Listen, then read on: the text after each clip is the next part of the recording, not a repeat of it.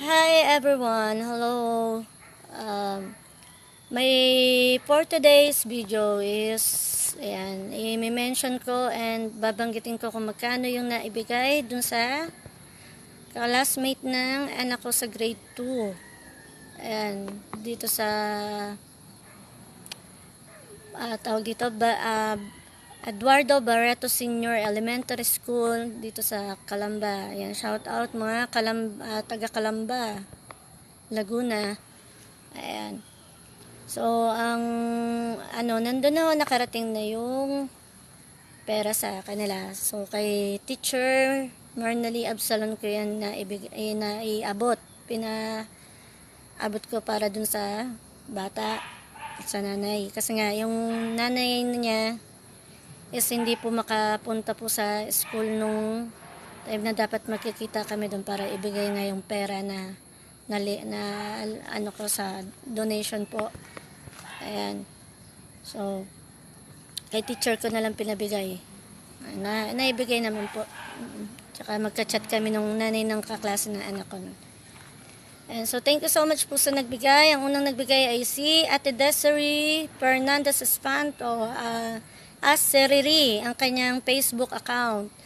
Nagbigay siya ng 1,000 pesos. And then, si Ate Doreen Fernandez Custudio, yan, mag-ate yan sila ni Ate Desiree, ay 200 pesos. And then pangatlo, ang aking sister na si Jennifer Fernandez as Jing Fernandez sa kanyang Facebook. At pang-apat, si Bernus Torrefranca, 5 pesos. And kay Jing Fernandez, 100 pesos.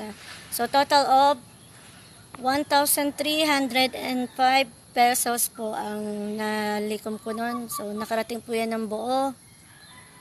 And, thank you so much po sa mga nagbigay. Ay, malaking bagay yon. So, kahit nga pa piso-piso lang ako noon.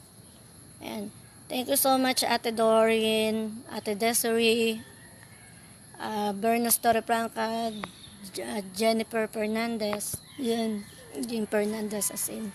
Susulat ko na lang yung ayan, sa ko, tawag dito, sa description or caption.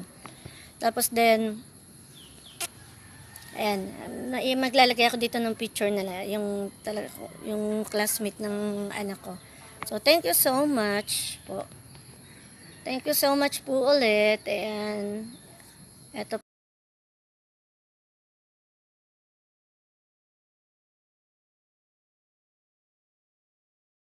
shout out Clyde Flores ng grade 2 section Orchids. Thank you so much po sa mga nagbigay ulit. And sobrang pasasalamat. Nakatulong tayo sa nangangailangan. At sana nga makarecover din silang lahat lang nasunugan ay makarecover lahat. May tumulong pa sana sa kanila para talaga sila ng bahay nila ulit. At mahirap mawala ng bahay. Sabi nga, di ba naman nakawan, wag lang masunugan. Ayan. Dito. So, ayan, pasensya na at ngayon lang ako talaga nakapag-video tungkol dito sa yun nga, sa donation na to, sa nasunugan na yun. Lagi akong busy, tulad kagabi, gabing-gabi na po ako nakababa. So, para maglinis ng resort after guest. Sobrang kalat. Thank you so much, guys. Thanks everyone.